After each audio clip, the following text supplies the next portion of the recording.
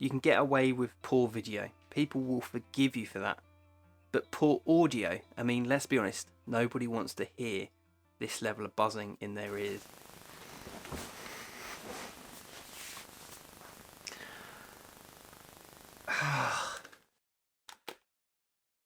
You know, when you get back into the editing suite or you're just reviewing your footage, you've absolutely nailed your shot, you've said everything exactly how you wanted to say it, and you've even gone to the extent of checking the levels on your device to think that you've got it sorted and that everything's going to be okay.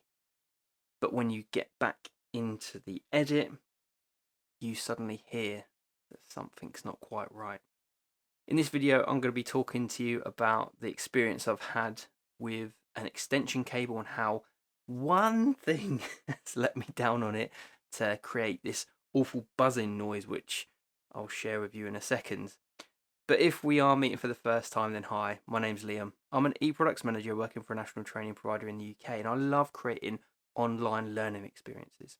Whether that be through formalised courses, podcasts, or even videos such as this one, I really think that in 2021 and beyond, you should be able to create a way of getting paid for what it is you're passionate about by sharing your story, your experiences, and your knowledge with people, using content as one of those main platforms to deliver this.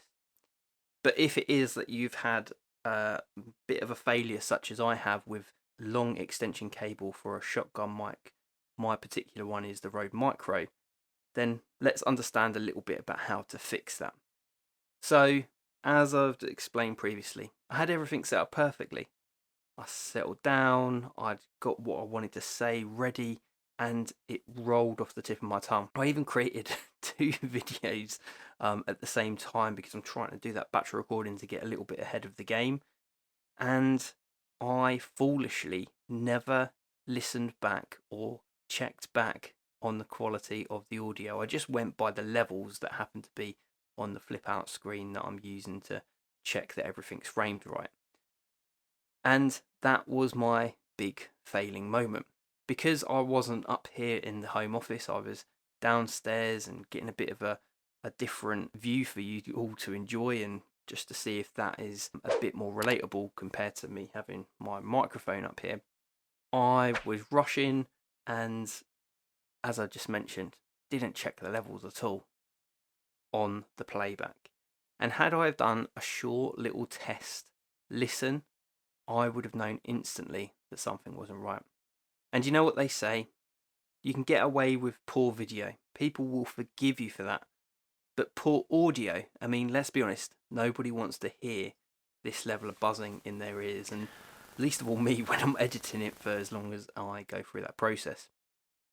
So I've put this one down to experience. I've decided not to go any further with that edit, and unfortunately that's going to have to be re-recorded, but it gave me an opportunity and some ideas for content for this particular video.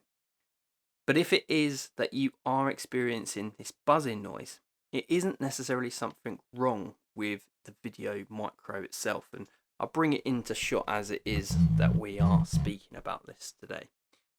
So the VideoMicro itself, I've got it just rigged up on a boom arm, just slightly out of focus of the camera or out of shot. And then I've got this longer 10 meter cable, which will reach from here to the camera.